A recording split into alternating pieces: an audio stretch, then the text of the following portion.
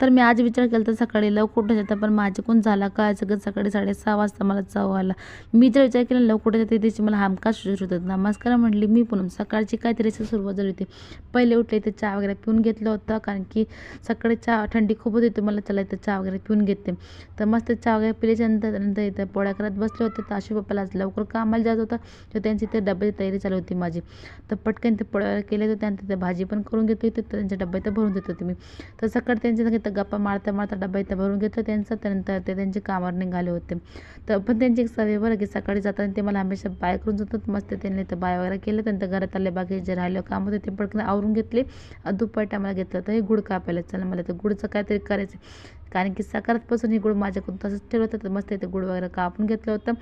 त्यानंतर त्या कढाईमध्ये ते तीळ वगैरे भाजून घेतली. मागच्या टायमाला आहे ना माझ्याकडून तीळ थोडीशी करपली होती, पण हे टायमाला मी जास्त ध्यान धरून भाजली बरं. त्यानंतर तीळ वगैरे भाजल्यानंतर इथं शेंगदाणे पण भाजले होते. शेंगदाणे तीळ सगळी भाजून घेतली होती.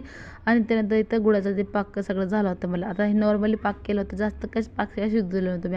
त्यानंतर मिक्सरमध्ये तीळ शेंगदाणे काढून घेतली होती, बारीक करून घेतली ते. त्यानंतर एक जीव करून घेतलं त्याच्यात टाकून, आणि वरून थोडेसे काजू बदाम टाकले होते. नंतर थंड झाल्यावर एका प्लेटीत ते काढून घेतले. वरून राहिले तीळ होते त्याच्यात टाकून घेतली आणि चौकोन आकारामध्ये ते कापून घेतली. आणि आशूसाठी चकली केली. ते आशूला खूप जास्त आवडली. चला मग इथंच एंड करते. आपण भेटून नेक्स्ट व्हिडिओ. तो सगळ्याला बाय.